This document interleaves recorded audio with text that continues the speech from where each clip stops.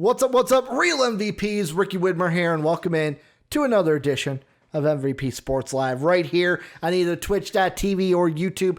I am joined, as I always am, with my beautiful co-host, Dave Oster. Hey, everybody.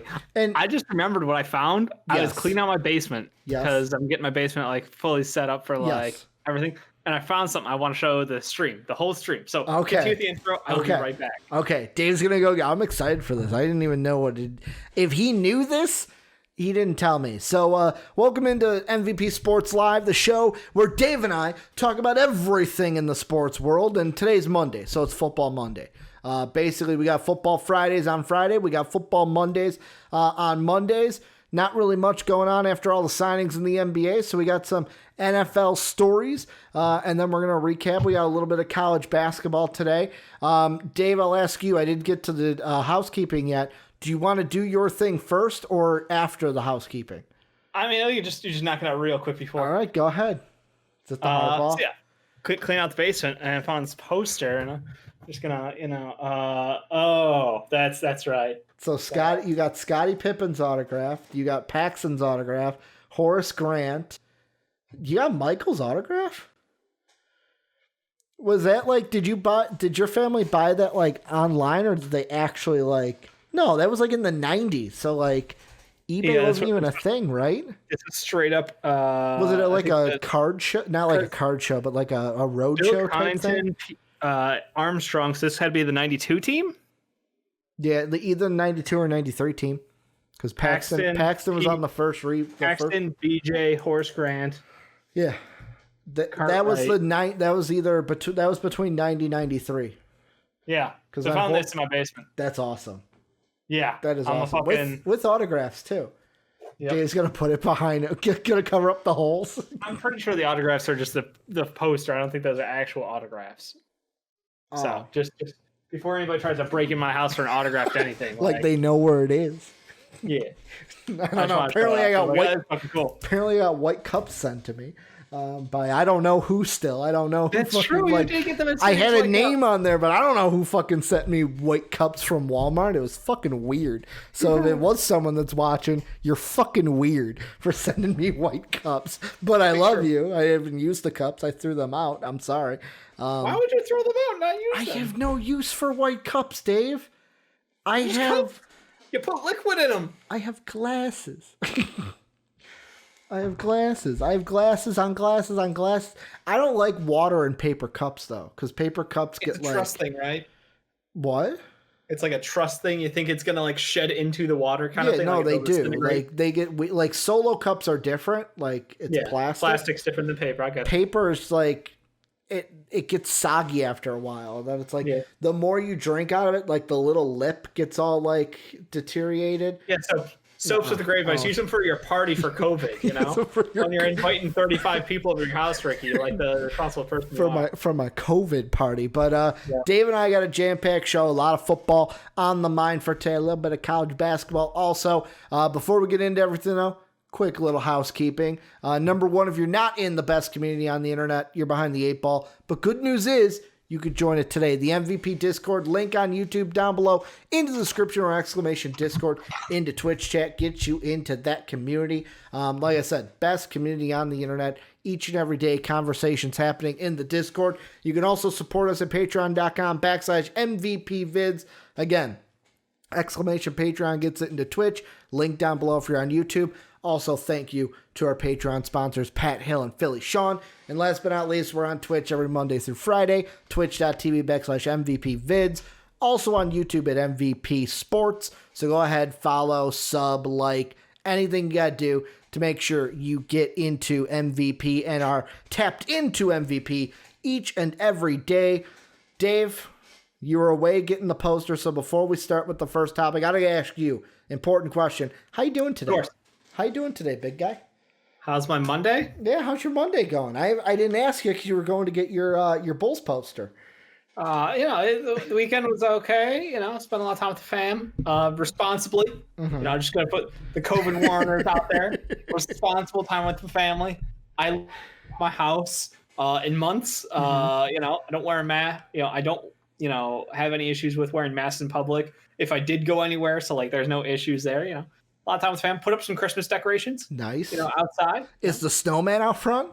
Not my house. I got harassed about that. I helped my parents dig out their 6 boxes of Christmas decorations. I put up several of them. What are you going to do without your snowman, though, Dave? The one that your mom always puts up for you. Snowman will be put up, willing or not willing, on my end. He will just show up in my front yard. I fucking love it. I love that your mom just shows up and goes, "Here's your snowman." And then it will stay until it gets taken down. I've had it out there until the weekend before St. Patrick's Day. Yeah, because you'll just keep it up there. It was a grudge move, It's also a spite. Like we were talking in pre-show, like how spiteful we can get. It's more of those spiteful moves at that point. Dave, we got some football topics to get into. I will do it as the football will go first. College basketball is a nice little break because that leads into Wet Boys. Because I'll be honest, all college players are Wet Boys today. There's your little spoiler for Wet Boys. And then we'll end with the NFL recaps with the games we haven't hit in these 3 stories. And the first one we're going into is, Dave, there's a little bit of drama in Tampa Bay. Really? As the Bucs lose, they go to 7-5. 7-5. They got a bye week, I think, in 2 weeks. Them and the Panthers are the last 2 teams with bye weeks to be had.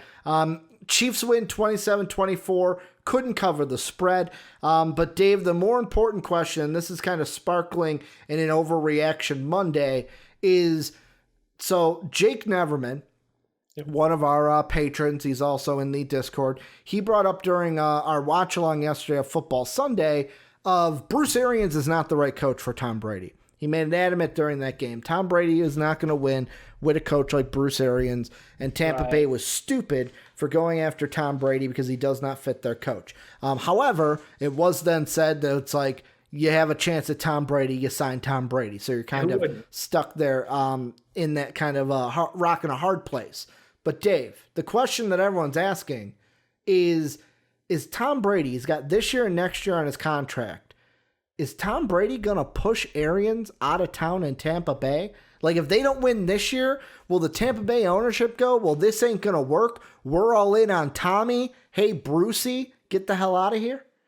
Well, in light of that, I would like to bring up the fact that I really appreciate the honesty coming out of Bruce Arians' mouth when it comes to why this team is losing games.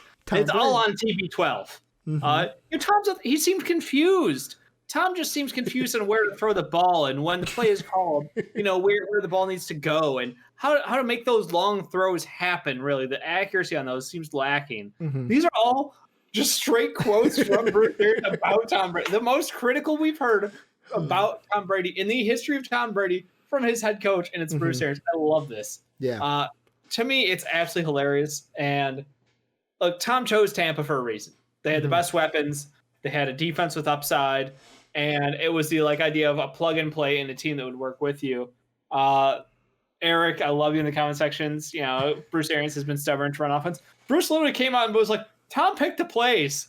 Like, I got my playbook. Tom picked the plays he wants to run, and that's what we're going off of. Like, he's literally cut his playbook down to what Tom Brady wants to run. He is catering his game to Tom Brady. And Tom Brady turns out maybe not the right guy to do that. Maybe is great of a player as Tom Brady has been his entire career. Maybe he's not the offensive coordinator. Maybe that's something to consider. But you know who is? Josh McDaniels. You know who would love a head coaching job, man? Josh McDaniels. You know who could coach in Tampa Bay next year and be reunited with Gronk and Tom Brady? Josh McDaniels.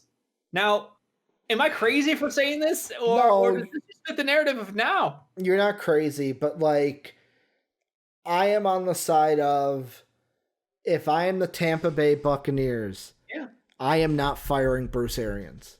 Okay. I am not, because to me, it's more on the side of who is going to be there longer, Tom Brady or Bruce Arians?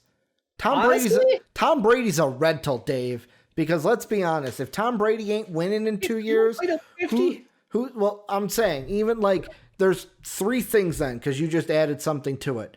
Sure. Number 1, if Tom Brady doesn't win this year or next year, right? Do you think he's going to want to stay in Tampa?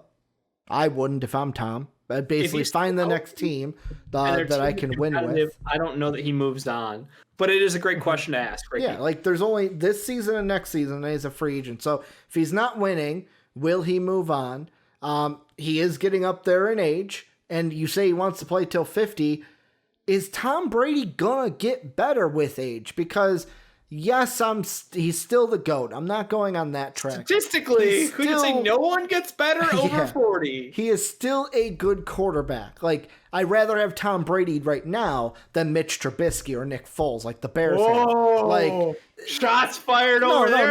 Not shots fired at all. Like, I'd rather have Tom Brady than Sam Darnold, too. There's a lot of quarterbacks I could put in there. I'd rather have Tom Brady than Kirk Cousins, Dave. Let's say that out loud then, because I'm feeling attacked here as a Bears fan. Well, don't worry, Dave. You're about to be attacked in the next subject. I know. Because we're talking I'm Bears. Prepared, Ricky.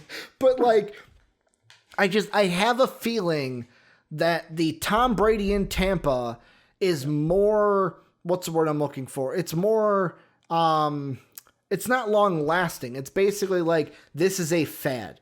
We're going to try to win with Tom, and the Buccaneers, maybe it's not going to work with Arians. Now, yet again, if you want to cash in on Tom, maybe firing Arians is the right choice. Pat McAfee, I was watching his show today. He brought up a great point, how you look at the Arians quarterbacks, like all of them except for Carson Palmer. Really rough first years, right? Well, not just that. They all had the ability to extend the play with their legs. Because, like he said, in Bruce Arians offenses, deeper routes, you need more time for those routes to flourish. If you can extend the play with your legs, that helps you out. Tom Brady can't do that. Tom Brady has never done that. And when he gets older, I don't think he's moving much in that pocket. And can we just add on the fact that everybody had been highlighting his inability to complete passes over 15 yards on a consistent basis. Yeah. And it was great because during this game, we watched him hit a deep ball. And then promptly the next throw was intercepted because he just underthrew it by about 3 yards right to the defender on another deep ball attempt. So, I mean, it is, people pick on him for a reason. Like, there are haters, obviously, because he's the GOAT. But at the same time, like, these are not unwarranted issues with his game. Like, he's a limited player at this point in time. Yes, he's the all-time greatest quarterback of all time. Yes, he's probably the greatest football player we've ever seen, most winningest at least. But, like, at this point in his career, there are things he cannot do. And that is throwing the ball more than 15 yards accurately. So, like, it comes into reason. It reminds me of the whole, like, Mike Martz systems. You know, the 7-step drops. It's like, if you don't have an offensive line and you're running a Mike Martz system, you're killing your quarterback. You're actively murdering your quarterback. And I remember, like, because of the whole, like, there are a lot of plays there was a play that happened this weekend that was caught with the audio picked up of a quarterback. And then I went down the line and like, oh, great, like, pre-snap verbals by the quarterback, like things they say, the shit that comes up while they're reading the defense. Yeah. And like one of them was like a Jay Cutler moment. And again, that's my go zone. All-time Bears best quarterback. If you don't go back to Sid Luckman.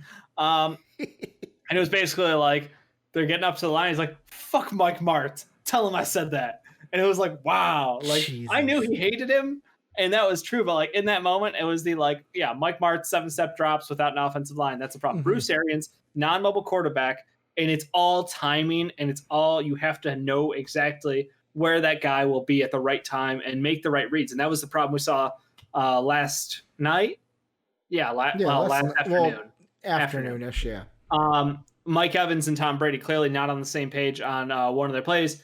It was a 3rd and short. It was a hot route that Mike Evans needed to check down and turn, but instead he literally ran into more coverage, didn't realize that Tom Brady was getting blitzed off the edge.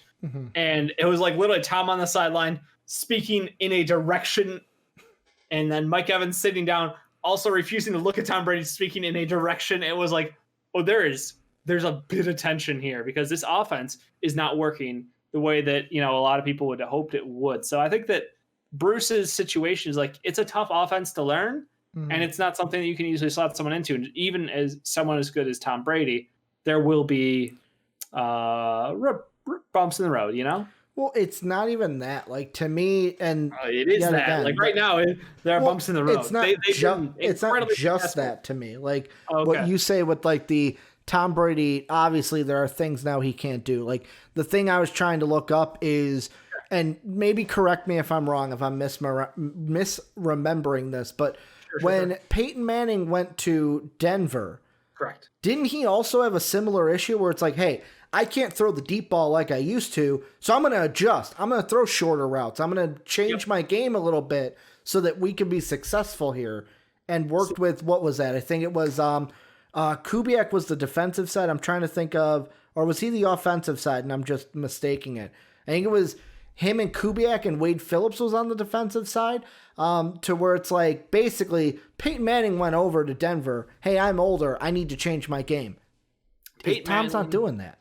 Peyton Manning was always like a 70-30 cerebral player. He was, I'm smarter football than anyone else around. Omaha, I'm changing it the line. I'm gonna get into that battle with you. Playbook more than most defenders did on the other side of that line. Like he was someone who broke down the game. He lived in the film. Like he knows football. It's his life. Yeah. And he could beat you because he knew where you were going to be. And then he knew where he could slot his players to be and when those windows would happen for him. So like he was always 70-30, but I think he definitely, by the end of his career in Denver, he was definitely a game managing quarterback rather than a guy who's going to make, the Brett Favre, the Aaron Rodgers, the fuck it throws down the field. Like that wasn't his game plan. He was like, I'm just smarter than you are about football and you can't stop me. I've got a decent enough offensive line to have the time to set my feet. And once Peyton Manning sets his feet, you're done. That's all he needs. Like it's 2-step drop, 3-step drop, and then boop, plant, throw, because he knows exactly where the ball needs to go. Tom Brady, smart quarterback, but again, hasn't been like, I agree. There's something about his physical limitations that hasn't matched what that happens on the field. And the other thing I kind of think of, and this was my other thought, if you bring up Arians and you're bringing up, because there are things coming out that the locker room, that there are issues. Like you mentioned with the Tom Brady of like Mike Evans not looking, like I don't want to deal with that. Neither like, one of them would look each other when they're having a conversation. There is contention in that locker room, and it makes me think back to, maybe Tom Brady's not the guy you want running the locker room. And what I mean by that is, look back to the New England days. Like, if you're going to have a guy like Tom Brady might have needed a Bill Belichick to be like, no, this is the culture. Like, yes, you're the leader in this culture, but I am the coach. I set the rules. This is the culture. And like, yes, that led into everything about Tom Brady wanting out, because there was the rumor that Tom Brady like had talked to Peyton Manning, and Peyton described how if he wanted a player, all he had to do was go into Chuck's office and go, yo, Chuck, I want this player. If Chuck said, I don't know, walked right to Irsay's office, yo, Irsay, I want this player. And then Irsay would be like, all right, we'll go out and get you that player because you're Peyton Manning. Where Tom didn't have that in New England. Well, if you're going to let him be like that here, I feel like if the Bucs make the playoffs and they get bounced in the first or second game, hell, if they get bounced before the Super Bowl, do I agree with Arians getting fired? No, but I think he's getting fired. Like, that's it. I think that the ownership would choose Tom Brady over Bruce Arians if the Buccaneers don't go to or win a Super Bowl this year. That's not shocking, and it's funny to think about, even with the age of Tom Brady, that's just like, no, head coaches can be replaced. Tom Brady is one of a kind of a player. And even if he's not the best quarterback playing at the moment, he's still at that caliber, like you said, where I think there might be only, like 8 quarterbacks I would take over him right now in the NFL.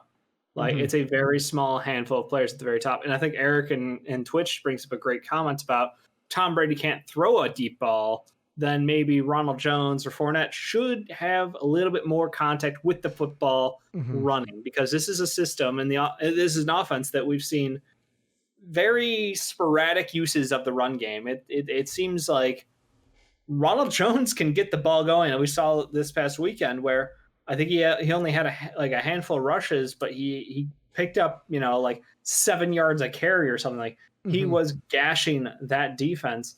Fournette obviously has had his moments. He's been out, he's been in, he's kind of all over the place as far as consistency. Apparently, Tampa Bay fans on Twitter absolutely hate whenever he touches the ball. Whenever Fournette touches the ball, they hate him. Yeah, it ain't just Twitter; it's Reddit too. There's a fan consistent like, nope, fuck this guy.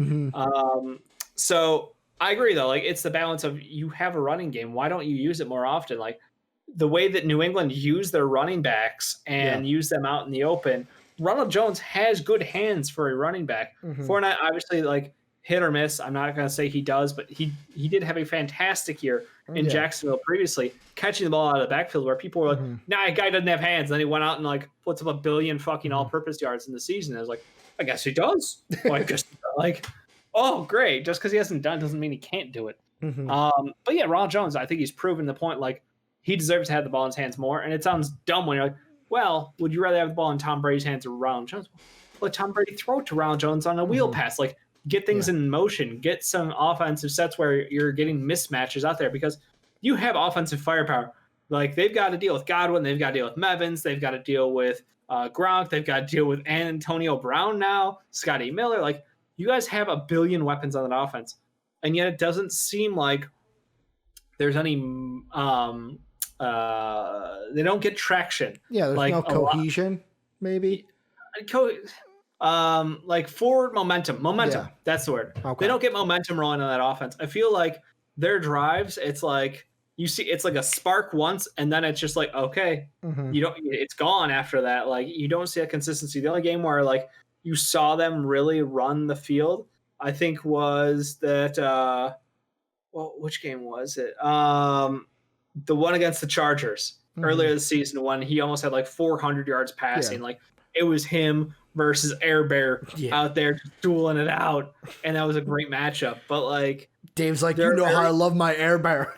Yeah, I love my Air Bear. Like that's how I'm calling back. But like again, Tom Brady, if you get the momentum going behind him, awesome. Like why can't Ronald Jones be used like a James White? Why can't he be that playmaker in the backfield for them? And that's I just think that maybe this is too catering to Tom, too far towards the catering to Tom Brady's side, where Bruce Arians perhaps has been handicapping himself by trying to fit Tom Brady. Like again, the statement of like these are Tom's plays out of my playbook kind of a thing. I was like, what?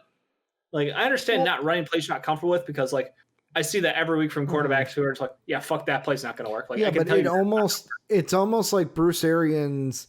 To me, it sounds like the side of it ain't my fault. Tom's calling the plays. It ain't my 100%. Fault that you brought him in here. I did not want Tom Brady.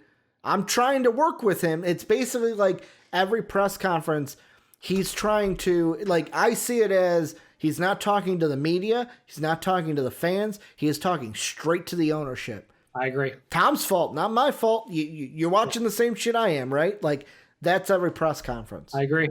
And it's for that reason that I'm with you. I think that Bruce Arians, if there is a guy to go, it's Bruce Arians. I think that if Tom Brady gets to the playoffs and they win a game and then get knocked out, prior to Super Bowl, BA is gone. Bruce Arians toast down there in Tampa. I think they go all in on trying to get his boy from New England, try to reunite the triumvirate of Gronk, Brady, and I already forgot his name. Gronk, Brady, and McDaniels. McDaniels, yeah, Josh McDaniels. Here's my only thing with McDaniels is it didn't work in Denver. They gave him fucking Tim Tebow. I know that, but like, what do you want him to do? There's a part of me that gave him a tight end to play quarterback. There's a part of me that wonders what that season, like, was that the only thing wrong with that year? Like, to me, it's like, I'm not going to make excuses, but he's still one of the most gifted offensive minds. Yeah. Like, but yet again, is Josh McDaniels going to be like the Matt Nagy of head coaches, to where it's like, no. I'm not saying like as bad, but I'm saying like where you look at him and you go, all right, great coordinator. Don't want him as a head coach. There's a lot of other things that a head coach needs to do. Like, that's the question I personally have with Josh McDaniels, is I think he's a great coordinator. I don't know how he's going to be as a head coach. You're calling Tim Tebow below average? I don't know, man. He beat the Steelers. Eric is saying McDaniels can run an offense with a great QB. Tebow was average. In what world was Tim Tebow average as a quarterback? He made the playoffs and won a game. I guess that's average. Perhaps that is the fact that he had a smart offensive coordinator because he's a quarterback who can't throw a football. He can't throw the football. He can't read defense.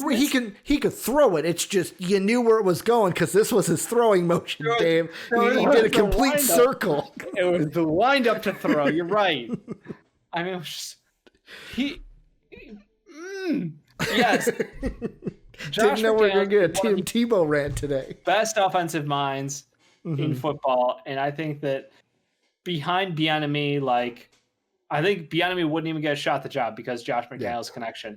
Like, this is one of those ones where everybody's talking about Bieniemy being the number one option for new head coaching positions in the league that will be available, perhaps in Detroit, perhaps in Chicago, perhaps somewhere else. But I think that McDaniels, if he wants Tampa, it's all his.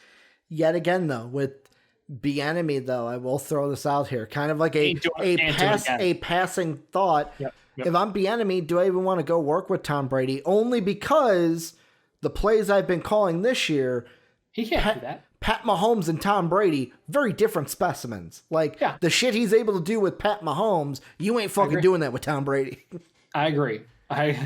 Tom Brady's not going lefty for one play, going righty for another play. Like, he's not switching hands. He's not peeling out backwards. He's not even running to the outside, Dave.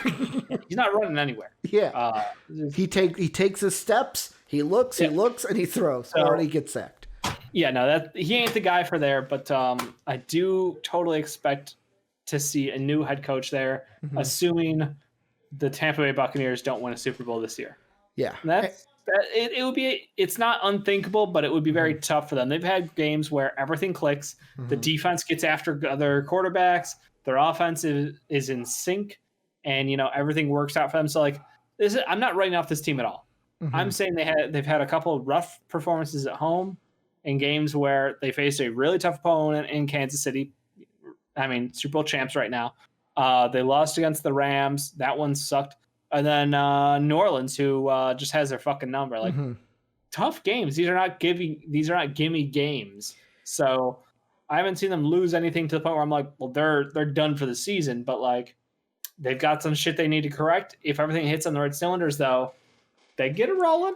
And also there were two games this year that the game against the Bears. You probably look at that if you're the Bucs and go, man, that should have been a win. You just hold this, Ricky. You just hold up this. But at the same time, you look at that Giants game and you go, maybe that should have been a loss.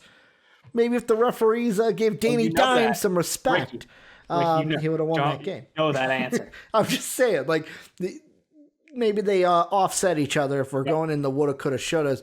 But Dave, the next team we're going to take a look at is the Bears, and it's not good times in Chicago.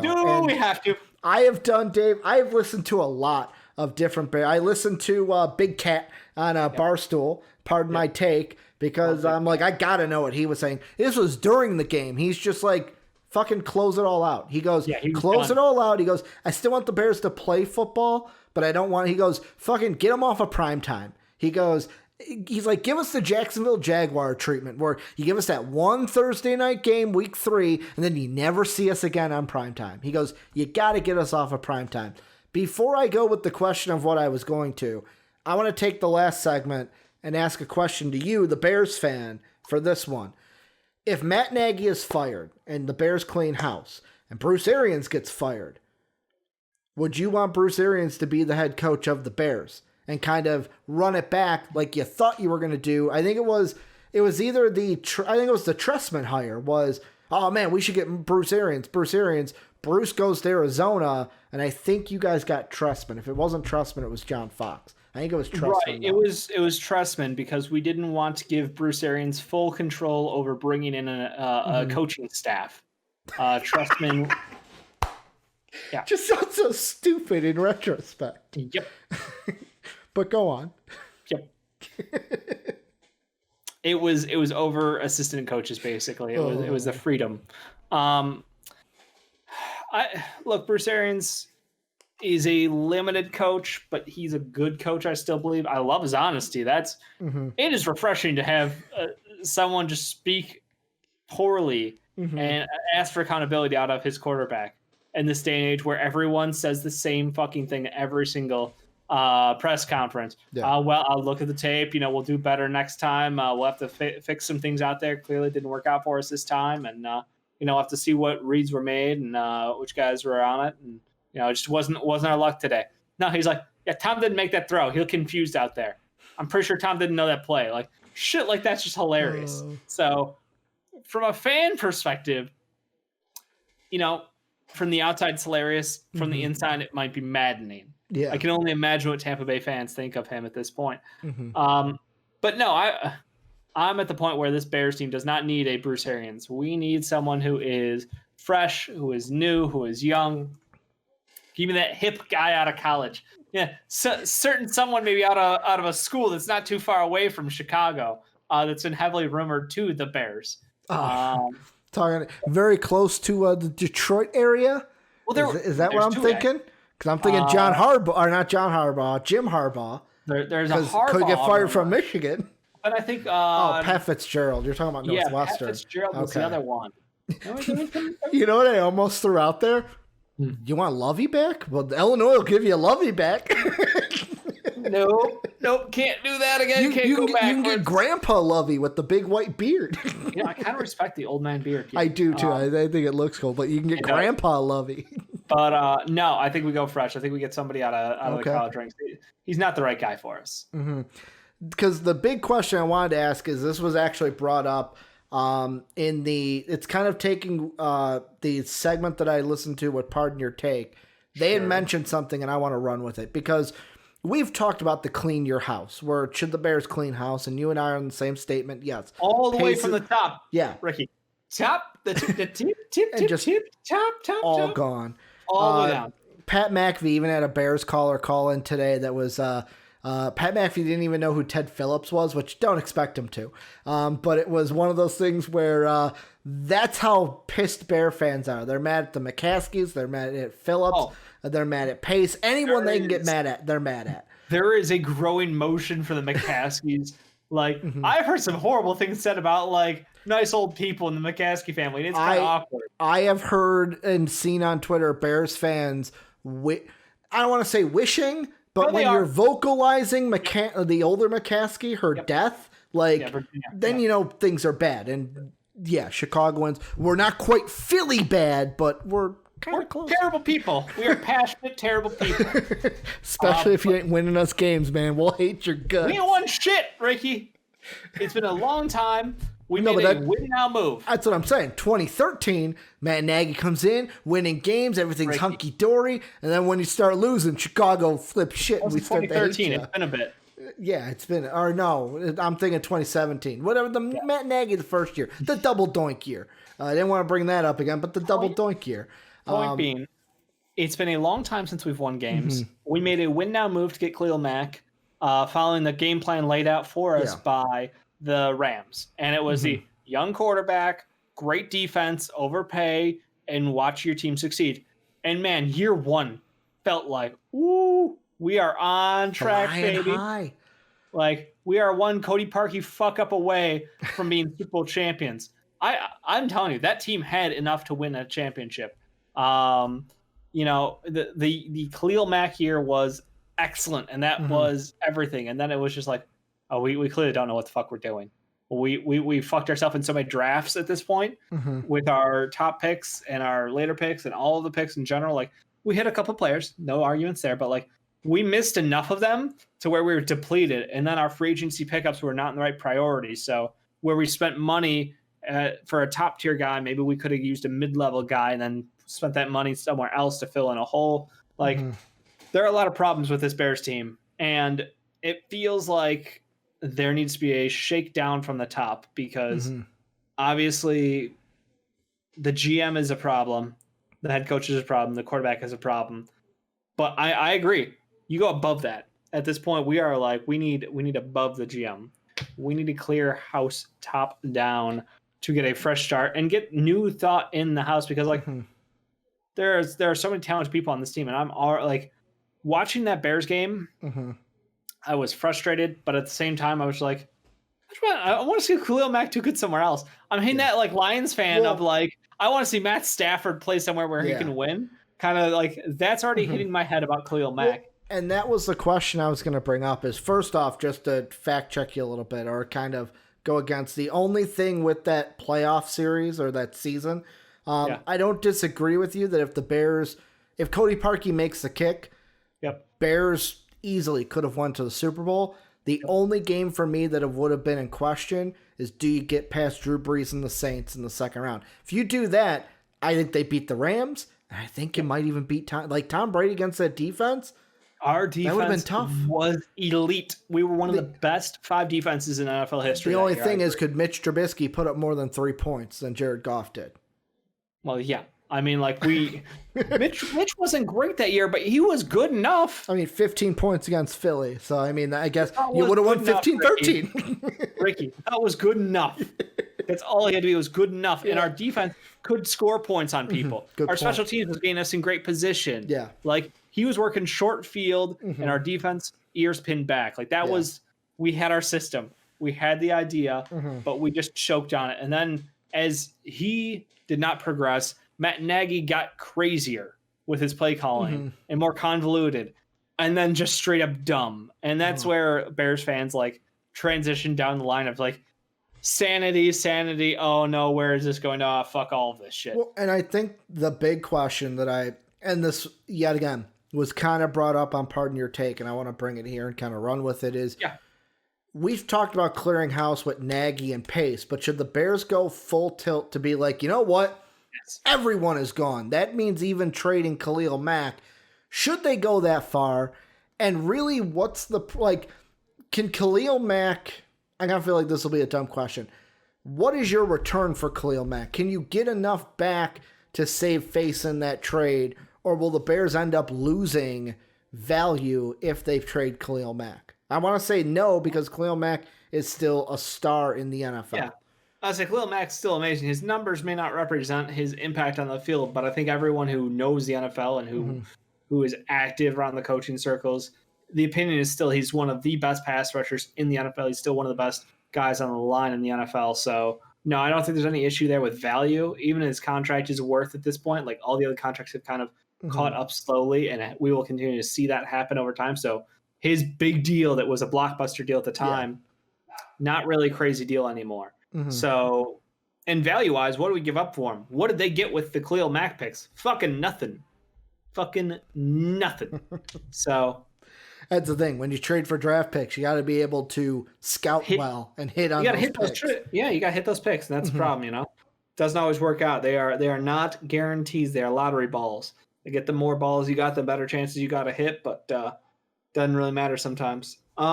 Eric in Twitch chat, Bears need a QB. Yeah, we fucking do. If we take Kyle Trask, I'm going to shoot myself sometime, like in game. Definitely not really. But it's just like, it's that frustrating thing of like, how, what perspective of the game are we looking at? Like, are we trying to be a modern offense, or are we still stuck in our ways of like, I mean, this guy's big, tall, strong, and he throws the ball real far. And I'm like, great. He's had one really positive year so far, and this has been an excellent year, yes. But what about the other quarterbacks who are just consistently like, a little bit more in the modern style, who don't look like the quarterbacks who are age 35 and up right now in the league? Yeah. We get one of those quarterbacks who is dynamic, who can play make, who, if our offensive line is still rebuilding where it is right now, being the worst in the NFL, like he won't die back there within the first year and, get the car treatment. I mean, if I'm the Bears, if I'm looking to clean house, if you're kind of, if your MO is, I want to clean everything and clean GM, basically what I would do, I would franchise tag Allen Robinson then. Franchise tag him, trade him. That's what I'm saying. Like, I'm franchise tagging him. No, but that's what I would do is I would franchise tag him and then tell him, you're not staying here. The only reason I am franchise tagging you is so that we get something from him. Isn't there only specific windows when you can franchise tag? I'm not a contracts expert, but I thought the tag is only effective. So you get one player per year to franchise tag. So if the Bears use it on Allen Robinson, that's the only player they can franchise tag. And then he gets that, if he signs the tender, he gets 1 year contract, which is equal to the top five wide average, receiver contracts that's ever I thought there was like a time window for it though, like to had trade? to sign between dates. Yeah, there is a like sign date, but like I feel like if the new GM comes in and says, "Hey, we're franchise tagging you, but I want to let you know I want to move you. So here, give me a list of teams that I can call." Basically, and I would work with him to be like, I want to move you. I just want to get something for you. I don't want you to walk for nothing. And I feel like if a new GM was like that up front with Allen Robinson, like if I'm Allen Robinson, I'd be like, well, okay, I'm kind of nervous because I don't want to go play somewhere that I don't want to play in. But if you're going to say, hey, here, give me like a top 3, top 4 so that I can end up calling people, like, I guess it's not the end of the world. Can they tag him against his will? Yes, they can tag him, and then it's up to him if he signs or not. If he doesn't sign, he can sign it. Yeah, but then he has to sit out the whole year because he's franchise tagged. Gotcha. Because Josh Norman almost did that. Josh Norman's like, I'm not going to sign the tag, and then when it came down to currently have tagged. For this year, I don't know if they use the franchise tag. Like, you don't have to use it. I don't know the benefit of not using it, but I know like Kirk Cousins 3 years in a row. Like, you can only tag someone 3 years. Before doing something, but like I would trade everybody. Like I would try to get everything I can because I kind of agree with Eric. Like I'm not full in on Trey Lance, but like watching Trey Lance film, I feel like he's a guy that could be in play for the Bears, mainly because of, I don't think like, for me, he's a guy that has good arm strength. Yep. He's good in play action. The only things I'm kind of iffy on him is he's got to be more accurate with his throws, and he's got to not throw off his back foot. Like the entire showcase game, like I watched all of his film because he's the first prospect I'm gonna kind of be doing for my spotlights. Yeah. And it's funny. I watched the spotlight game first, and the whole thing. I'm like, why is he throwing off his back foot? Like every single throw off the back foot. And I'm like, he'd be much better if he didn't. I watched all of 2019, Dave. Guess what he didn't do once in 2019?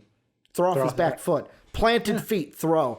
Like, he is a guy on the run. Yes, all scripted to where it's like, if he was in play action, it was one of those where either the fullback or the tight end goes to the outside, and it was hitting him every time. Like, they weren't pushing it on the field with the play actions, but it's like, he can throw on the run. He's very accurate when throwing on the run. Like, that could be a quarterback that the Bears would target. I know a lot of Bears fans love Zach Wilson.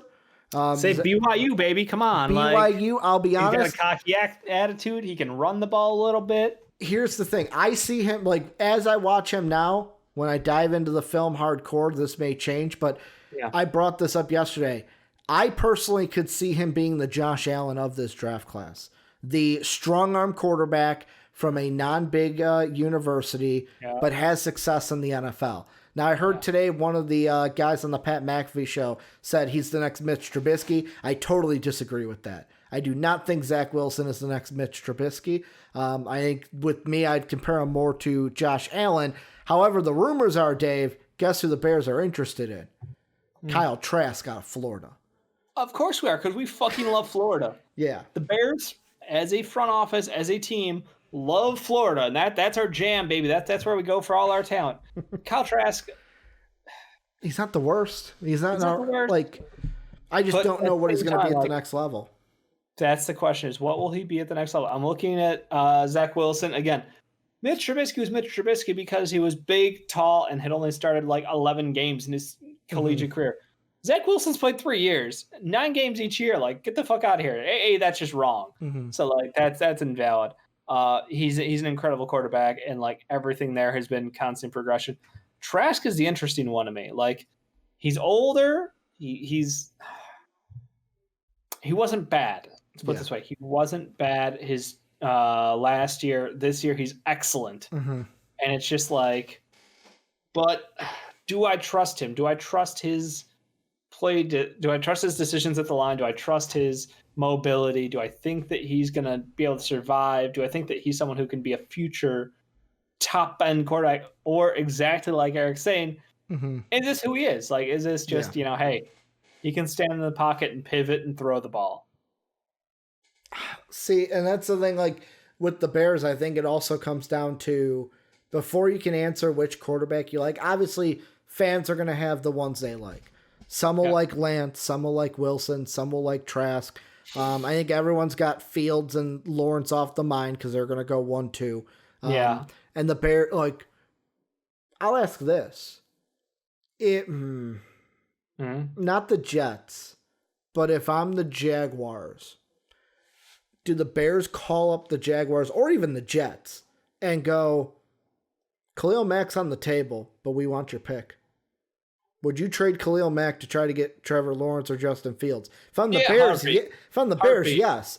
But would the Jets or Jaguars, like, they're not actually? I don't even think the Jags are number 2 anymore. The number 2. Oh, they are. They've won one game. They are. I forgot. I thought there was something to where they weren't. But let's say they do win a game, because I think it's more possible for the Jaguars to win a game than the Jets. Jets are locked in at 1. But let's say there's no games to play. Let's say Cincy gets the number 2 pick. No Joe Burrows. They lose out. Jaguars win a game or win 2 games, whatever. Let's just say, what if the Bengals end up 2? If I'm the Bears, do I call up the Bengals? I go, yo, you got Joe Burrows. You don't need Justin Fields. We'll give you fucking Khalil Mack to add to that defense. Myles Garrett and Khalil Mack. Woo! And then the Bears move up and get it, even if it's to get a Justin Fields. Yeah, 100%. As much as I love Khalil Mack, this is a quarterback-driven league. You can't do dick without a good quarterback. We've proved it for the last, 2 decades. Like, there's no point in having a great defense if your quarterback is inept, if your offensive system is terrible. Like, you need everything to line up on that side of the ball, and then you can drag whatever shithole of a defense you want to a Super Bowl. You don't need to be excellent. You don't need to be the world beaters out there. You just need to be passable, because offense is the modern NFL. And without that, you are just damned to lose games and be frustrated. And again, it's just, as a Bears fan, I've been watching this for decades at this point, and it's just like, I can't not sacrifice everything for a chance to have a quarterback who will be here for more than 5 years and be competent. I would give up my left leg for it. It's just whatever it takes. Let me go get that, because I don't been getting my shit kicked in by Aaron Rodgers for the last 40 fucking years, it feels like. Dude, 30 years. But did you see the stats where they showed, like, Mitch Trubisky against the Packers? I don't need to be 14 touchdowns. Aaron Rodgers has like 50 against the Bears alone. Like, and the Lions are the same way. Like, the only team, and I was thinking about this today listening to the Pat McAfee show, because he's right. The fucking Packers have dominated our division. I say ours because I'm a Vikings fan. The only thing I can say is there's been at least 1 or 2 years. There's been like a few cracks to where it's like, oh, the Vikings actually finished first in the division this year. Did we do anything in the playoffs? No. The Bears snuck in 2019. We got a couple times where we were the best team in the division. That's right. We went to a goddamn Super Bowl. The 06-07. Right after the kickoff.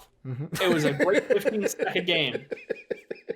Best 15 seconds of football I've ever seen. Devin Hester's fucking kick.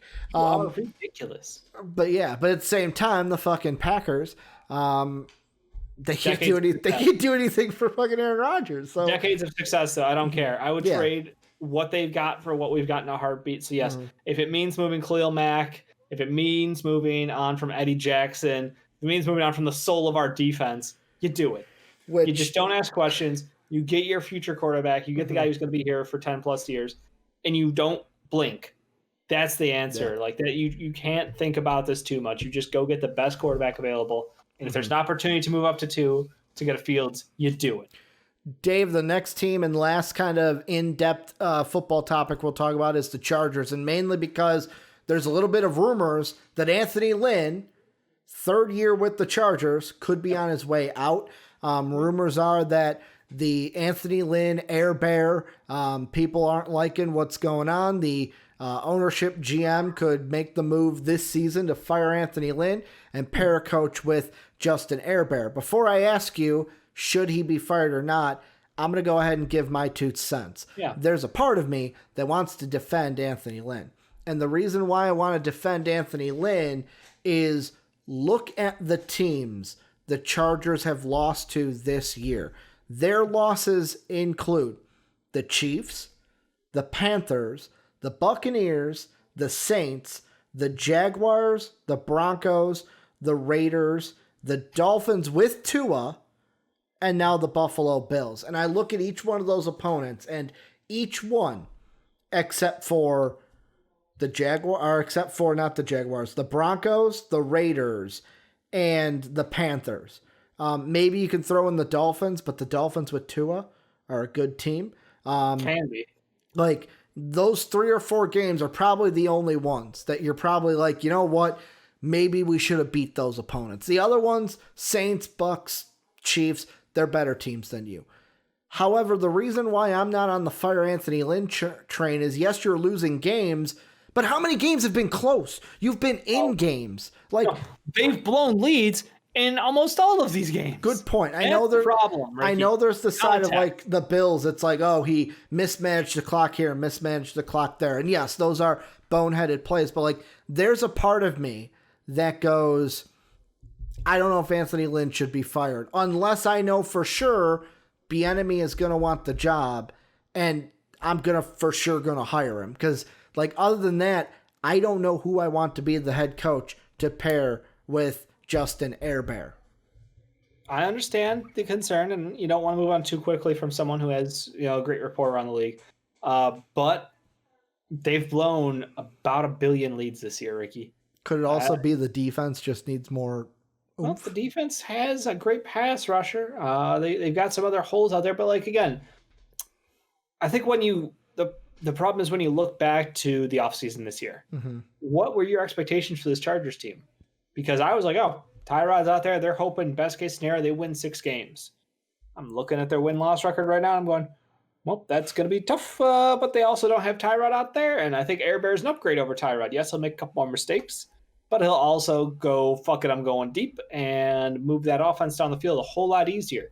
So, like, injuries happen. Obviously, they lost Eckler for a while. They've had some tough luck at wide receiver with some hits. Like, they've rotated through some guys. This was not a team I thought were going to be world beaters.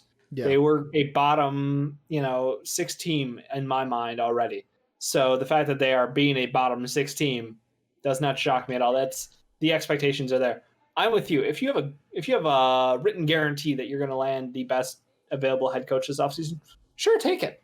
Again, a Bieniemy, a McDaniels, both those guys would be great. You need an offensive-minded head coach because Justin Herbert is the future of the NFL. He is supremely talented. He is strong. He is tough. He's gotten into, someone who won't shy away from contact, trying to push the ball up the field. So, like, incredible positives, huge upside to work with on that offense. The defense, they have one of the best pass rushers in the NFL out there. They just need to really fill in a lot of holes. So I do blame the coach. Okay. But I also don't think that this is a team that had high expectations in the first place. But like, Bingo. I'm more disappointed by the poor coaching in-game decisions that had lost them games that they could have won. It would have been a shocker if they won those games. But the point is they were there. They had the opportunity to win those games. And again, what hurts more? Being blown out or being in a position where you had victory and it was taken away from you at the last minute. And that's what sucks. I mean, I agree with you. Like, the losses, I was probably overlooking the mistakes that have been made, especially from the coaching and from Anthony Lynn. But like, you hit a good point. I looked at our predictions while you were talking. Yeah. Do you remember how many wins you had the Chargers getting this year? 5? Four. You were right. 4. You had them 4-12. I had them 6-10. Yeah. Maybe I was a little bit too high on them at 6-10. Like, this is a team to where it's like, we did not expect the Chargers to be good, to be a playoff team.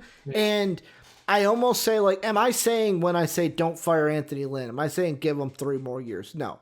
I'm saying give him next year at the least. Because what I feel like this team could be building something to where it's like, you look back and you look at this year and you go, this was the year where it was like, we were competitive in games, we saw what we had, and we built on it.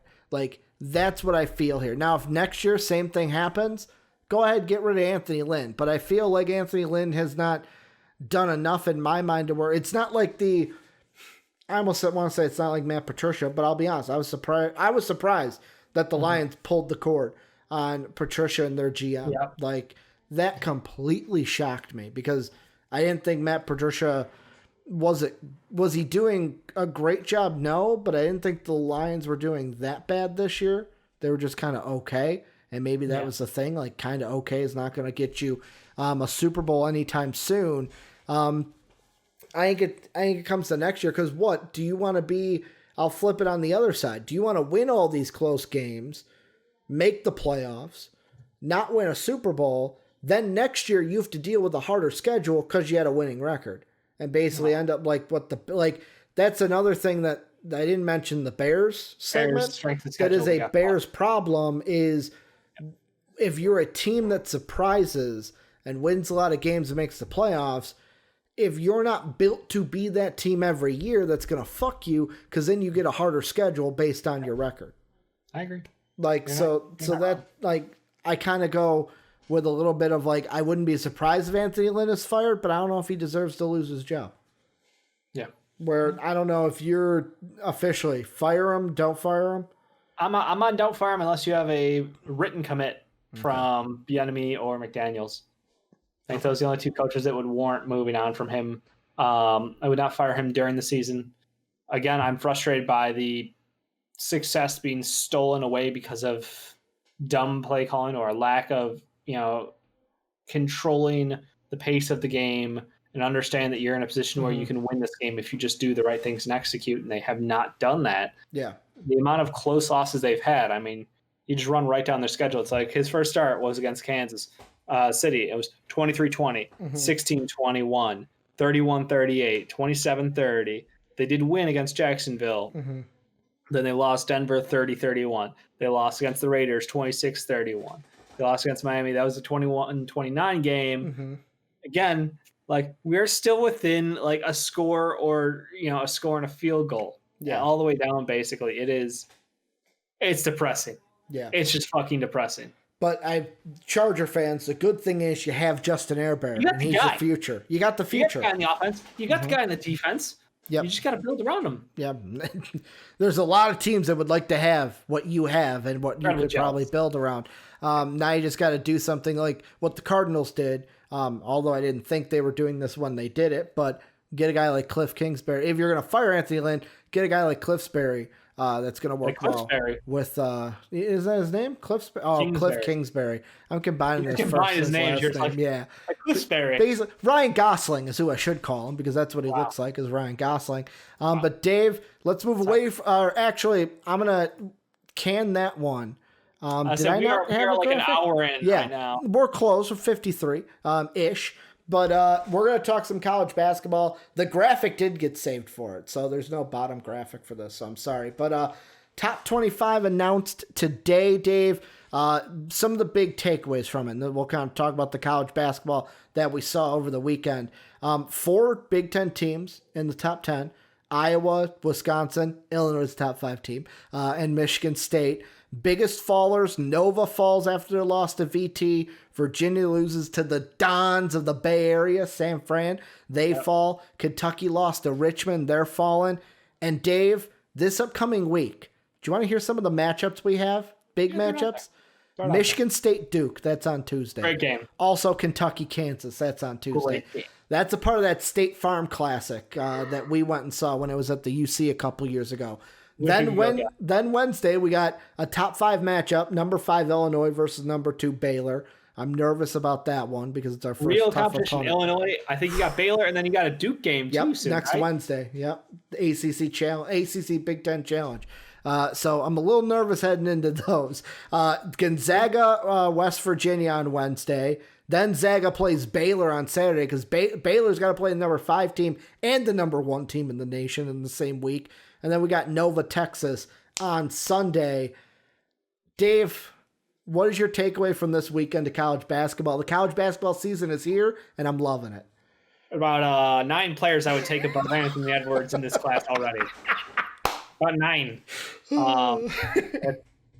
This is week 1. We're 4 days into the season. Yeah, and I'm confident the 9 players will be better than the number 1 overall pick in this last year's draft. It is what it is. You know, maybe it's the hype, maybe it's the new season, maybe it's I'm so sick of that kid at this point that I'm trying to move on. But one way or the other, I'm really enjoying college basketball right now. I think there's a lot of hope. There's a lot of upside. There's a lot of fun guys. We got into some conversations in Discord. We're bringing up Scottie Pippen Jr. and Ron Harper Jr. Yeah. We got the second gen Bulls out there. That'd be cool. Both those guys are, I think, Harper is a junior and Pippen's a sophomore. Yeah, I know. I was gonna say I think Pippen's a sophomore. I don't know about Harper. I think he's a junior now. Both had great games over the past 4 days. So shout out to both junior Bulls out there. But yeah, no, there's just been a lot of good games, a lot of competitive games, and then there was the games that Illinois just took the trash out. And like, could you guys get a more like marshmallow start to the season? You guys playing? Yeah, how much do you have to pay those schools to play them? No, I think it's like I think it's a couple mil to just. This is like the Texas thing where they just have the warm up game, basically, right? Where they're like, we'll fund you a new football field and lights if you let us kick the shit out of you. Yeah, we were doing the whole like. It sounded like we were doing what my university and the NAIA would do, especially on the women's side, where they'd put together like a 4-team tournament to where like they say tournament, but it's basically like, hey, we're going to have 4 teams. It's going to be 3 games in 3 days. It's going to be hosted at Illinois. So like basically like Illinois plays Ohio, the other teams play, and then they fucking switch. And then everyone plays each other. I was nervous though, because that last game against Ohio actually gave us a run for our money. Almost beat us in the end. But at the same time, like most of the smart Illini fans on Twitter were saying is when you're playing a third game in a back-to-back-to-back, I don't care if you're college or pro, you don't want to play a back-to-back-to-back. You're fucking gassed after that third one. Maybe the young college kids got a little bit more energy than those pros. Say that out loud. Did we? I think we got Thanksgiving. Okay, we got Thanksgiving. I forgot about Thanksgiving. We had no, we played Thanksgiving. I thought it was Wednesday, Thursday, Friday. I thought you guys did like Wednesday, Thursday, and then like Saturday or some shit. No, we played on Friday because I know the Ohio game was on. I know the Ohio game was on Friday. I just can't remember if the second game. I'm pulling it up. That's why we got. That's why we got tablets, Dave. Like the Duke game you were telling me about. You're like, oh, it was Friday, and I looked up. It was on Saturday. All these games are mushing out. Yeah, so we played North Carolina A&T on Wednesday. We played Chicago State on Thursday, and then Ohio on Friday. So it was back-to-back-to-back 3 days, 3 games of 3 days. Yeah, that's pretty rough. Which nobody wants to play, but hey, I love this team. I love it already. Like people comparing them to the Flying Illini and the D. Brown, D. Williams Illini. That's someone who's been shoved up mock boards. What? Which one? Pick one. I've heard Ayo. I've heard Kofi. I've heard Adam Miller. Like I haven't heard Kofi. Did you hear what fucking Bill Walton said today about the Illini? No. Because he was doing color commentary for the Texas Davidson game, which Texas pulled out and avoided the upset. But they were promoting the Illinois Baylor game. Yep. And he said that watching Ayo and Kofi play together was like watching a young Shaq and Kobe. Throw the hype train on there, Dave. Like, don't get me wrong. These kids are good, but I don't know if they're Shaq and Kobe. If you're in the right mood, Bill Walton for a couple hours, that's a slice of life right there. That's just good living. I just heard that, and I was like, I don't know if I'd go that far. I just don't need to listen to a damn word this man has to say because it doesn't have any value. Yeah, it's like, I don't know if I'd go that far, Bill, and I'm an Illini fan. But yeah, like, for me, I cannot wait to see what Ayo does this season, Dave, because True test, baby. I think he's going to be like, he's going to be a lottery pick for sure, and that's the least. I think he could be a top 10 pick. If he continues to play, if not play better than what he's doing this year. I don't know how he plays better. Right now he's putting up like dumb numbers. Yeah, good point. Like there's no way he's going to get better against higher level competition unless he does. In which case he'll probably be like the 4th overall pick or some shit. Yeah. Which would be incredible because the amount of talent at the top of this draft would be insane. I was gonna say I'd take Ayo DeSumo over Anthony Edwards. I'd do that in a heartbeat. Yeah.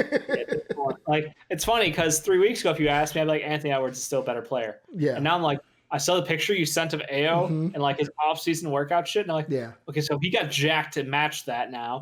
So he's got that. He can ball handle the same. He can kind of create. Now he's really creating for others. And he can rebound. Yeah, no, he's got kind of a full package. Yeah, We'll like see. I can't wait to see. Like, I just want to see the games. Like, for me, Illinois, Baylor, Illinois, Duke. I want to see these teams. I want to see these teams go head to head, like these top 25 will games. Decide everything for him. Yeah, I want to go like head to head and see everything.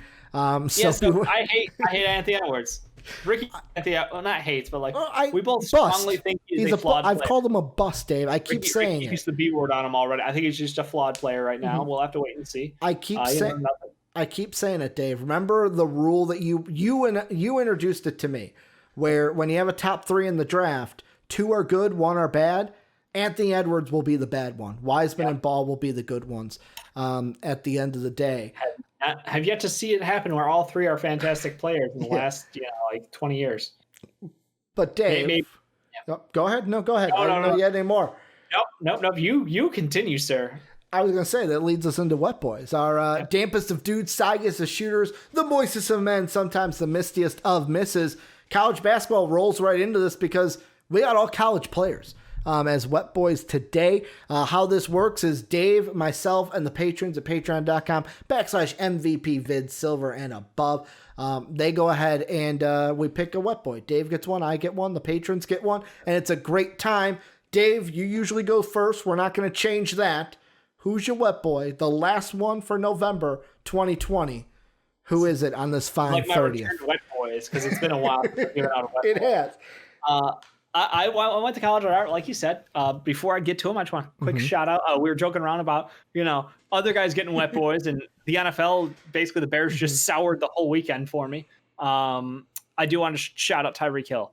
The man was on pace for about 1,000 yards of offense.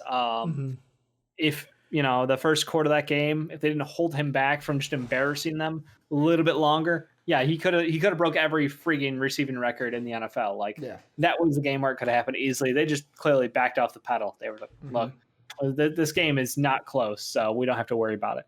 But no, I want Jalen Johnson.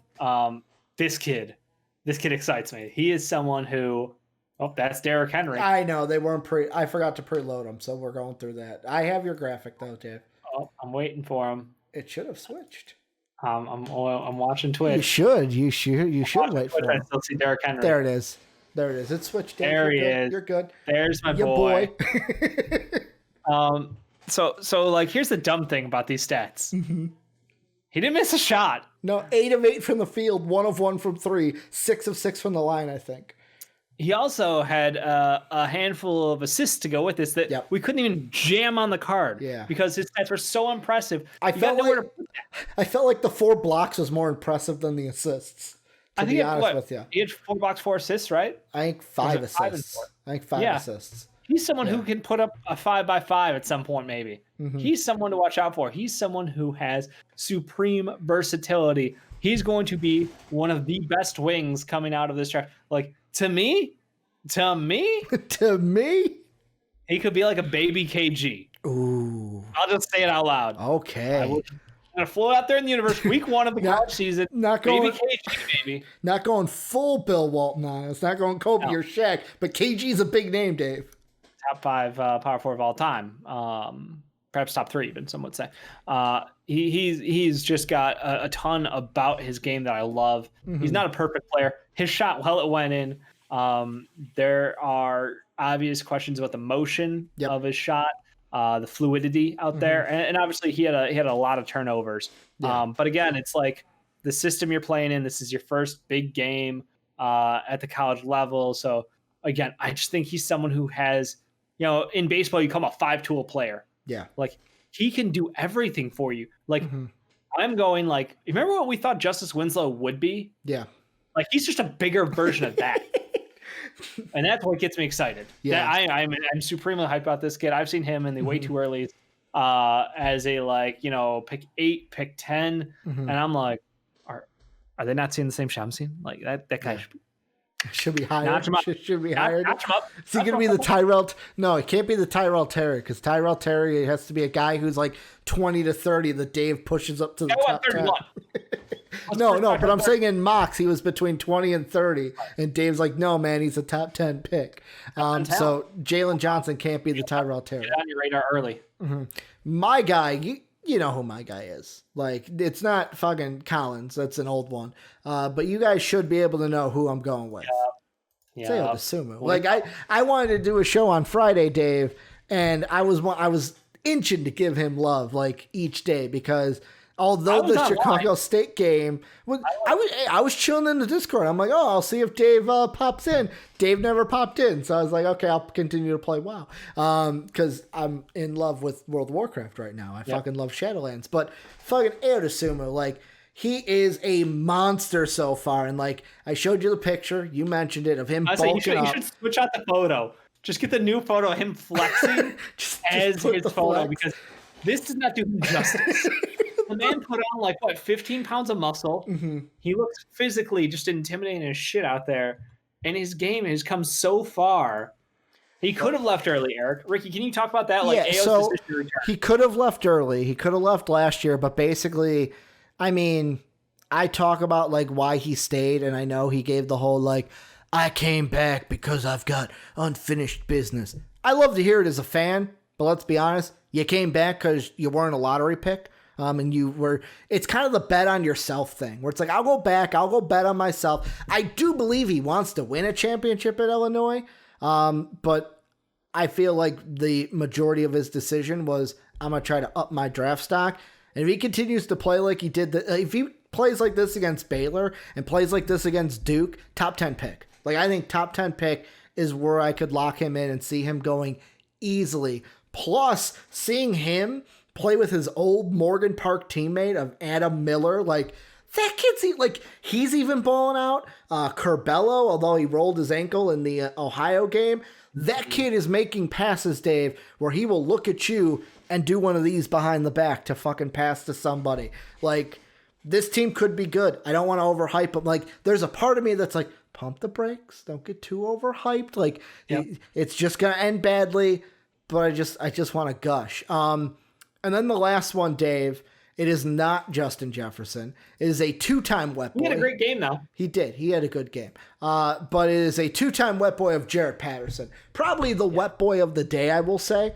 Only because he almost broke fucking records, Dave. Over 400 yards, 8 touchdowns in his game, and the best clip. I was going to pull it up, but you know what? We're running shorter on time. We're going a little long today, so I won't spend the time to bring it up. But if you can, go on Twitter, find the footage of the color commentator talking about them pulling Patterson from the game, and his reaction is like, why are they dapping him up? Get a helmet on him, put him in the game, let's break some records. Like, yes. I know you want to save him because you don't want him to get injured, but let's break some records. So, like, he's like, they're at the 20. He needs a couple more yards for the record here. He needs one more touchdown.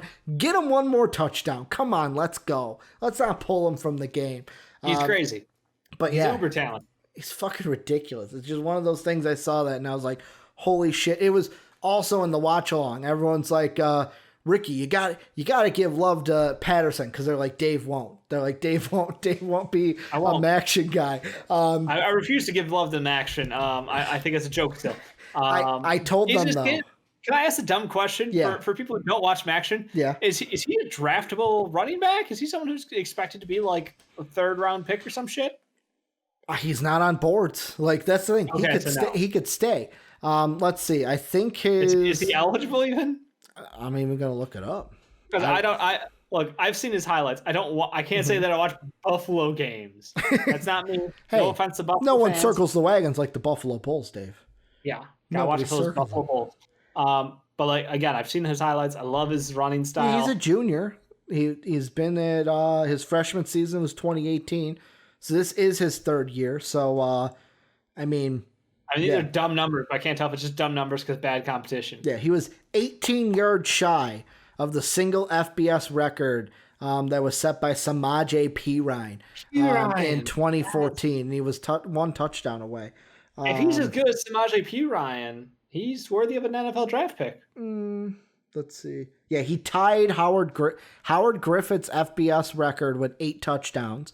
And then he was 18 yards short of Samaje Perine's record from 2014. Samaje Perine was the guy when Oklahoma had him. It was like, man, you thought Adrian Peterson was good. Can't wait to see Samaje Perine. Hasn't really put it into the work out at the same level. Well. Yeah, he was a really good college back. But yeah, I haven't seen anything about Patterson for the draft. But hey, maybe. You never know. Some of these guys. Up another couple 8 touchdown performances. Maybe we'll get some juice going. Maybe he'll give us some more wet boys too. He's got 2 of them. But Dave, last but not least, we won't do what we usually do and go game by game. We'll just kind of round table if you're okay with that. Like unless you want to go game by game, no. Dave.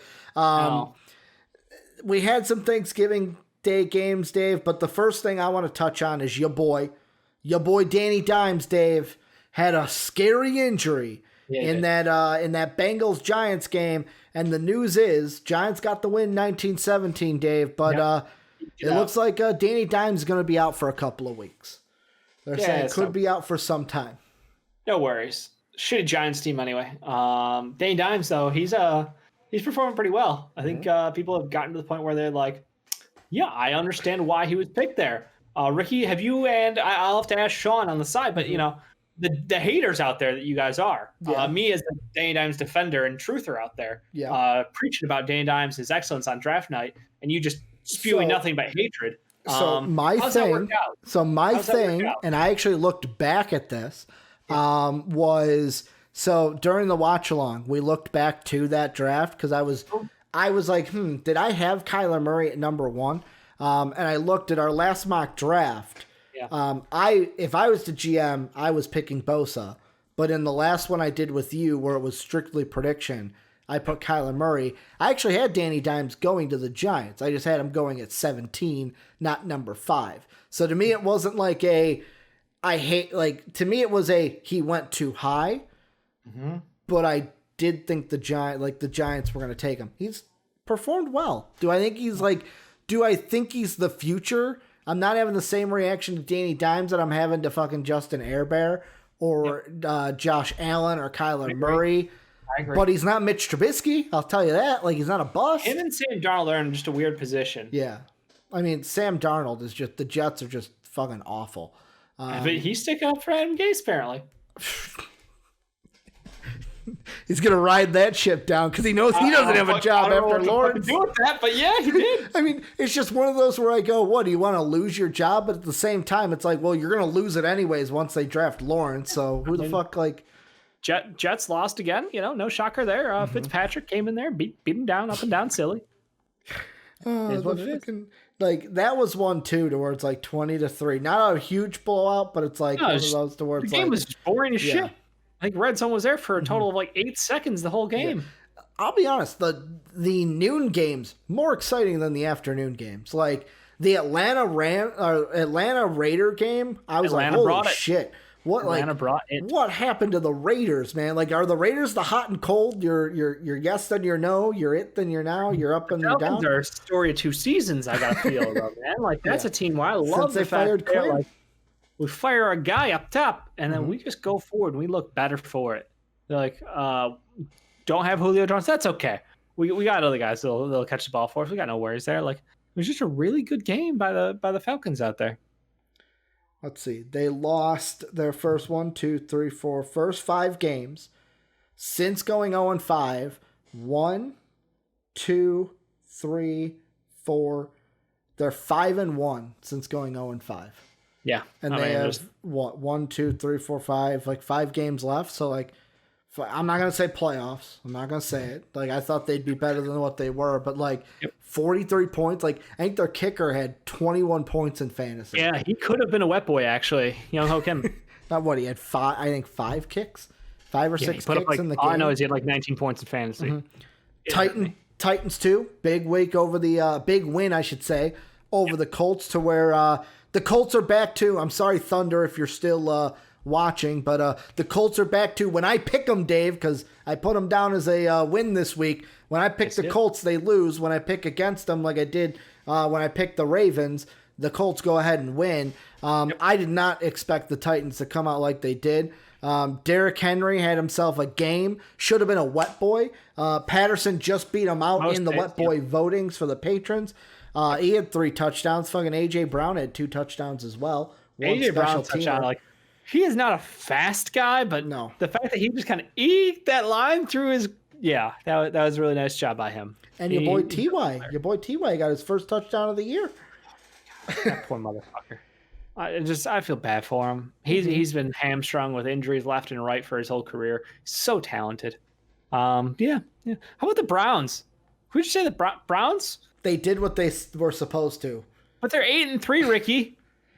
The Browns, this is a game where they did what they're supposed to. The Browns will not have a losing record this season. They're 8-3. I mean, it's physically impossible to lose 9 games. I know that, but I look at 8-8 as not being a good. I know it's not technically losing, but not losing record. Ricky, they're 8. Can we just get some respect for the Cleveland Browns out there?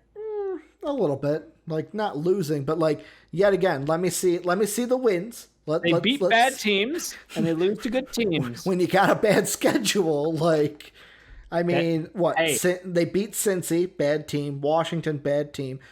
Dallas this year, bad team. Colts was a good team, so okay, you played up for that one. And Dallas at the time, I don't think was terrible. Dallas was week 3, or week 4. That was second week without Dak. That was the one Andy Dalton got injured in, I think, too. Mm-hmm. The Danucci. Just being a hitter, I guess. Bengals, bad team. Texans, bad team. Eagles, bad team. Jacksonville, Jag team. It's bad. Jag team. Jacksonville, Jag team. But I'm being a hater. There's that. But I'll give them credit. You'll have a winning record or at least an 8-8 At least they can beat the bad teams. We can't even fucking do that, okay? Good point. I'm just trying to recognize real, okay? But let's put it this way. They'll lose next week to the Titans because it's not a bad team. Yep. They won't even play the Ravens because of everything going on right now. Ravens won't even. The Ravens are going to fucking play Wednesday, and they will get their shit knocked in as such, and I will be good in fantasy. Dave's I won't be good in fantasy. The Giants, they can beat the Giants, especially without Danny Dimes. Just quick tangent. Yeah. What the fuck, NFL? You're forcing the Broncos to play without a quarterback, but you're giving the goddamn Ravens 4 extensions to get together a roster to play. Are you fucking sane? So that is favoritism beyond favoritism there. The thing is, though, the reason why they're postponing the game, it has to do with positive cases where the Broncos, their quarterbacks didn't have positive cases. They had close contact. So that was just something of we can't have you guys play in case you guys have contracted it. Whereas if there was a positive case on Sunday for one of the Broncos, that game would have been canceled. The only way we're getting things I hate seeing people online going, "Oh, they're favoring the Ravens." The Ravens are going to do anything to replace Lamar Jackson from Tuesday to Wednesday. Come on now. They are favoring them because they pushed it back fucking from a Thursday night game to a Wednesday game now. They've pushed it almost a full week. I think what the Steelers are also having positive cases too, so it's on both sides too. It's because the Ravens got pushed back. It has nothing to do with. The Steelers have had positive cases since Thursday too. It's not just one side. I don't give a shit. Steelers aren't the ones who are going to the NFL on their hands and knees begging, "Can you just move back one more day? Maybe we can get another guy back by then." That. No, because it's 5 days. They have to, go the handful of days, and that's the thing. If the Broncos, who I think the test came back positive on Friday, right? Yeah, and then the quarterbacks were in close contact with them.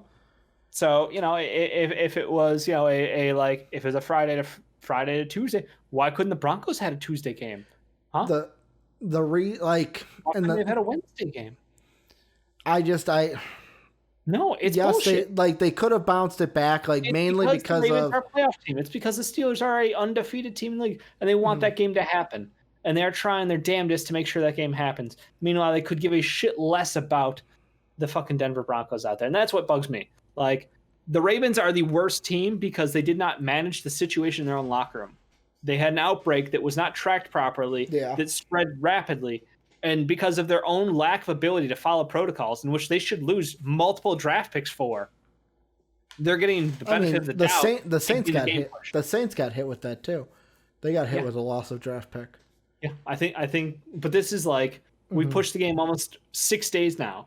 Yeah, a 6-day push on your game, and I have yet to hear anything about draft pick loss. I've yet to hear anything about fines, and again, they're getting the benefit for it. Like, this is just catering to the team that's in the playoffs, and it's bullshit to me. I'm gonna say this first thing before I make my opinion known.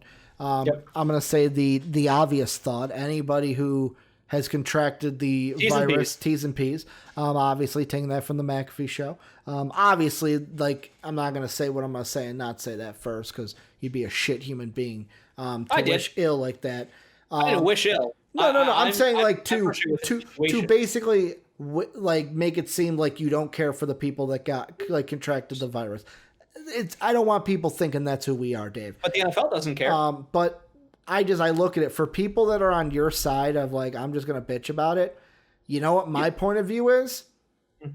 You guys wanted the fucking season so bad, you got to deal with shit like this. No. I'm not saying you. I'm saying, like, for the people who did, if you're going to complain about it, like, for the people who did want the season and then are complaining about this, I look at it and go, we shouldn't even play the season in the first place. So why do different teams have different rules? That's all I'm asking. I agree. Every team should have the same rule, but at the same time, we wouldn't be having this conversation if we just basically had been like, hey, maybe we shouldn't play a football season this year. But no, football's too important. Can't live without it. Can't live without it, Dave. Fucking college kids. Woo, we need to fucking play. We're ready to play. We don't care if we get sick. I just contracted the virus like a week ago. Don't wear a mask. Don't wear a mask, Trevor Lawrence. And don't wear one on the sidelines.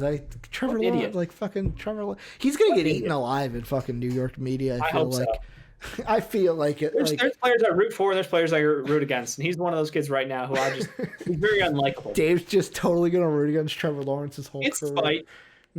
It's about 111% spite. But, I mean, good news. Do you hear what the NFL's doing for the playoffs? They're going to do playoff bubbles, Dave. Oh, not like we shouldn't have been doing that from before. Like, I had a whole idea that I mapped out about fucking how you do a season with with individual region bubbles, but no, that's too much. That's cool. Also, the Monday Night Football game is happening right now, Dave, and it is 0-0 tie with 3:30 to go in the first. So maybe the Seahawks won't get Metcalf any touchdowns, and I'll lose my other fantasy game this week. I need 8 points, Dave. That's all I need. I need a tutty and like 10 yards. If Russell Wilson throws a touchdown, it has to be DK Metcalf from me. I have to balance it out. I'm facing Russell Wilson, and I have DK in my lineup. You also have Juju, so hopefully he plays on Wednesday. I need the game to happen. That might be why I'm passionate about this topic. Here's the question. Because the ruling... Okay, I'm just going to tell you what the ruling is and the rules that they had in place. The only reason it was pushed one more game originally was if there was another positive today, which there was another positive today, I think, for the Ravens. So they went ahead and pushed it. Now, obviously, they were going to look at that positive and say, well, is it someone that's, like, important to the game? Is it someone that's not, like... If it was from the team, do they get it from home? Bingo. Like, if it was something to where it was like, you know what, it's somebody that's not even related to on-the-field stuff, okay, we don't have to push it. But I think a player... or staff contracted it today or tested positive today. If someone tests positive tomorrow, are they going to push it to Thursday? Are they just going to, like, eventually what happens with this? Like, the week's gone at some point. Because there's no Thursday game. The Thursday game already got moved to Sunday. The Packer-Lions game got flexed to a late afternoon. It's a 4:25 Eastern time kind of a game. And I think there's there's one game that got pushed to Tuesday already for next week. So it's going to be convoluted. I think this game might get canceled completely. I hope they play because I want Juju to do well for you, Dave, so you win your fantasy. Here's hoping. But I mean, I feel like it gets canceled, and the NFL, I don't know why the NFL wouldn't want this game to get canceled, because then they get that extra playoff team, which means more revenue because you get an extra playoff game. None. I mean, it sucks for like the Saints right now because they would get a bye, but nope, you'd have to play the 8th seed. But if you're the NFL, one more playoff game, get you that extra revenue on a season you're probably losing revenue from. Sure feels like there's going to be an extra week somehow jammed in there. I mean, the Steelers just get fucked again. That's all this means is like, and they're going to win again. And they're going to win again. So, like, this will be the most adverse season, and they'll probably win it all. I hope so. I really do. I think that'll be a testament to Mike Tomlin's legacy. And they beat Tom Brady. Hell yeah. Tom Brady gets there. The two teams that had to handle adversity, and then the Steelers beat them and they go undefeated. Could you imagine that? Steelers go undefeated for the whole year and beat Tom Brady in the Super Bowl? Rub it in his face at the end. Just rub it right in there. And JD says... that 18-1 was cool and all. But you know what's better? 19-0. Yeah, 19-0. First team since the Dolphins to do that. So that'd be extra burn on Tom Brady. But any final thoughts, Dave, before we wrap this one up? Hell of a show, hell of a Monday. Hope everybody out there is healthy. And, best wishes to everybody because obviously Thanksgiving weekend happened. And I don't think the numbers are going to look any better in the next coming weeks. Yeah, no COVID parties. This is the season of giving, and don't give COVID. Don't give COVID. Yeah, this ain't the season of COVID. We want the season of giving, but not COVID. But that's going to do it for us. Remember, join the best community on the internet if you have not already. That Discord link down below on YouTube or !Discord in the Twitch chat right now to get into that community. If you want to support us, patreon.com/MVPvids. That's how you do that. Thank you to our Patreon sponsors, Pat Hill and Philly Sean. We're on Twitch every Monday through Friday, twitch.tv/MVPvids. We're also on YouTube at MVP Sports. Want to thank Dave for another great show. Like I said, jam-packed Monday. Thank you for a great show, Dave. Thank you to you guys for doing everything you do. Dave and I will be back tomorrow for another jam-packed show. And as always, have a good day, everybody. Anthony Davis is live on Twitch. Doing what?